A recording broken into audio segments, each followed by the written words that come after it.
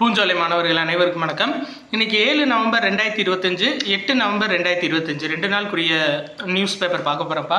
So headline என்ன அப்படின்னு சொல்லி பார்த்தீங்கன்னா, பீகார் முதல் கட்ட தேர்தலில் 65% வாக்குப்பதிவு அப்படின்னு சொல்லியிருக்காங்க. நம்மளுக்கு 2 கட்ட தேர்தலும் முடிஞ்சதுக்கப்புறம் எத்தனை சதவீத வாக்குகள் என்ன ஏது அப்படின்னு சொல்லிட்டு நம்ம அது ஃபுல்லாக நம்ம பார்க்கலாம். சரிங்களா? தொகுதி வந்து 232 தொகுதிகள், அதுதான் வந்து மெயின். 243 தொகுதிகள், 232லப்பா 243 உறுப்பினர்களை கொண்ட பீகார் சட்டப்பேரவை தேர்தல். சரியா? இப்போதைக்கு இது மட்டும்தான் கரண்ட் அஃபேர்ஸ். நம்மளுக்கு ஃபுல்லாக எலெக்ஷன் முடிஞ்சதுக்கப்புறம் அது கரண்ட் அஃபேர்ஸ் ஓரியன்டாக நம்ம பார்க்கலாம். சரிங்களா? ரைட், இதில் பாருங்கள்.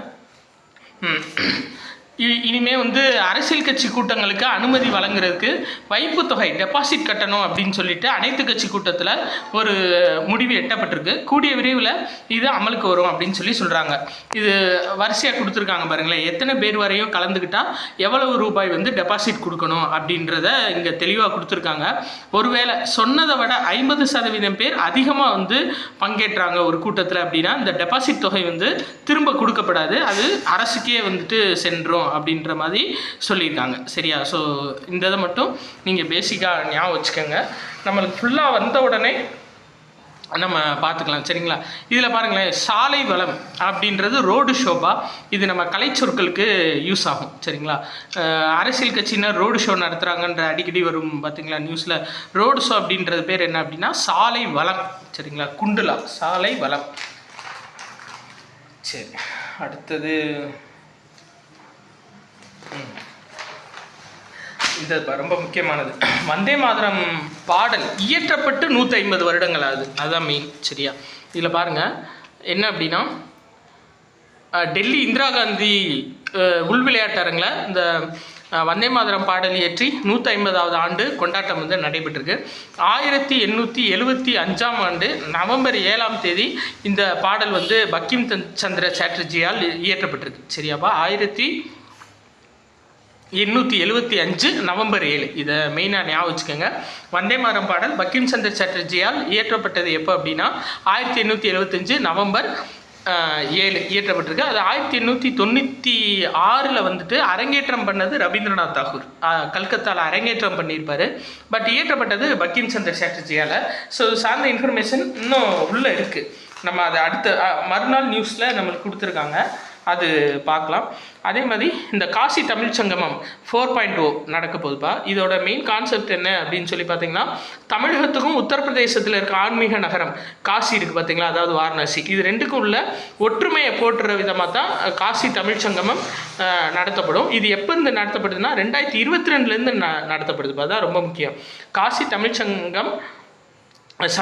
சரிங்களா? காசி தமிழ் சங்கமம் எப்போ இருந்து நடத்தப்படுது அப்படின்னா 2022 நடத்தப்படுது. ஒவ்வொரு வருடமும் நவம்பர் டிசம்பர் மாதங்களில் இது நடைபெறும். சரிங்களா? உத்தரப்பிரதேசத்தில் இருக்க வாரணாசி, காசியோட ஒற்றுமைக்கும் தமிழ்நாட்டோட ஒற்றுமைக்கும் என்ன இருக்குது அப்படின்றத பேஸ் பண்ணி இது இருக்கும். ஸோ இதோட கடைசி இந்த விழாவோட கடைசி எண்டிங் ராமேஸ்வரத்தில் வந்து முடியும் அப்படின்னு சொல்லியிருக்காங்க. ஸோ இதை மட்டும் பேசிக்காக நீங்கள் பார்த்து வச்சுக்கோங்க. அடுத்து வேறு இந்த என்ன அப்படின்னா, பிலிப்பைன்ஸில் மிக கடுமையான தாக்கிய கால்மேகி புயல். இது ஞாபகம் வச்சுக்கோங்க. இந்த கால்மேகி புயல் எங்கே இப்போ ரீசெண்டாக பாதிப்பை ஏற்படுத்துச்சு அப்படின்னா பிலிப்பைன்ஸ் நாடு. இது ரொம்ப முக்கியம். அடுத்து இந்த நம்மளுக்கு 8 நவம்பர் நியூஸ் பேப்பர், தெருநாய்களை அப்புறப்படுத்த உத்தரவு அப்படின்னு சொல்லி கொடுத்துருக்காங்க. உச்சநீதிமன்றமே உத்தரவு போட்டிருக்காங்கப்பா. என்னென்னா, கல்வி நிறுவனங்கள், மருத்துவமனைகள், வழிபாட்டு தலங்கள், இது எல்லாத்துலேயுமே வந்துட்டு தெருநாய்கள் இருந்துச்சு அப்படின்னா அதை வந்து முறைப்படி அப்புறப்படுத்தணும். இது ஃபுல் அண்ட் ஃபுல் உள்ளூர் நகராட்சி மற்றும் ஊராட்சி நிறுவனங்களுக்கு இது பொருந்துன்னு சொல்லியிருக்காங்க. ஊராட்சி நிறுவனங்களோட பொறுப்பு தான், உள்ளூர் நகராட்சி மற்றும் உள்ளாட்சி நிறுவனங்களோட பொறுப்பு தான் 3 மாதத்துக்கு ஒரு தடவை நேரடி ஆய்வு அந்த அலுவலர்கள் மேற்கொள்ளணும் அப்படின்னு உச்சநீதிமன்றமே உத்தரவு போட்டிருக்காங்கப்பா. சரி, ரைட், ஓகே.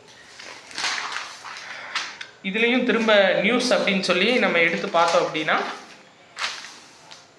இந்த தான் வந்தே மாதரம் பாடல். அதாவது இது வங்க தரிசனம் அப்படின்ற இலக்கிய இதழில் அதாவது சாட்டர்ஜியோட ஆனந்த மடம் நாவலோட ஒரு பகுதியாக இந்த பாடல் ஃபஸ்ட்டு டைம் வெளியிடப்பட்டது. அப்போ ரொம்ப முக்கியம்ப்பா. வங்க தரிசனம் அப்படின்ற இலக்கிய இதழில் தான் சாட்டர்ஜியோட ஆனந்த மடம் அப்படின்ற நாவலில் இருந்து ஒரு பகுதியாக இது வெளியிடப்பட்டிருக்கு. வங்க தரிசனம் அப்படின்ற இலக்கிய இதழில். இதை மட்டும் நீங்கள் பேசிக்காக ஞாபகம் வச்சுக்கோங்க. அடுத்து 1896 கல்கத்தா காங்கிரஸ் மாநாட்டில் ரவீந்திரநாத் தாகூர் வந்து இசையமைத்து இதை பாடியிருப்பார். சரியா? இதை உருவாக்குனது யார் அப்படின்னா 1875 பங்கிம் சந்தர் சாட்டர்ஜி. ஆனால் இதை வந்துட்டு பாடினது யார் அப்படின்னா ரவீந்திரநாத் தாகூர் பாடியிருப்பார்.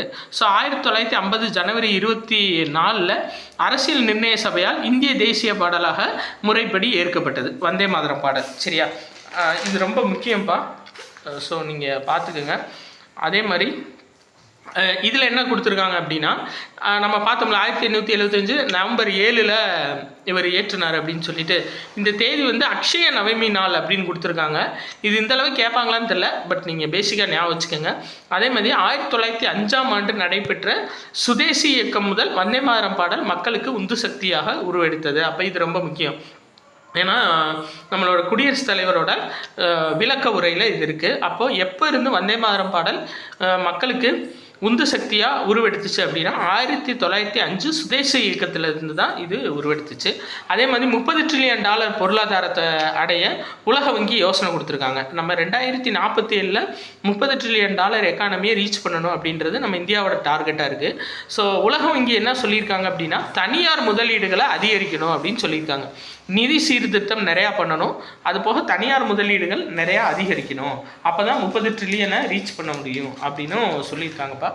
ஸோ அதை பேசிக்காக பார்த்து வச்சுக்கோங்க. அடுத்து இந்தது என்ன அப்படின்னா 2029 மகளிர் ஒரு நாள் கோப்பை கிரிக்கெட் போட்டியில் இனிமேல் 10 டீம் விளையாட போகிறாங்க.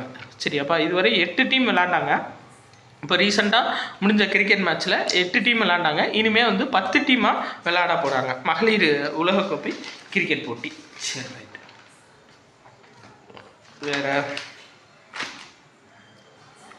வேறு நியூஸ் அவ்வளோதான்ப்பா. இந்த 2 நாள் நியூஸில் ஃபுல் அண்ட் ஃபுல் பார்த்தாச்சு.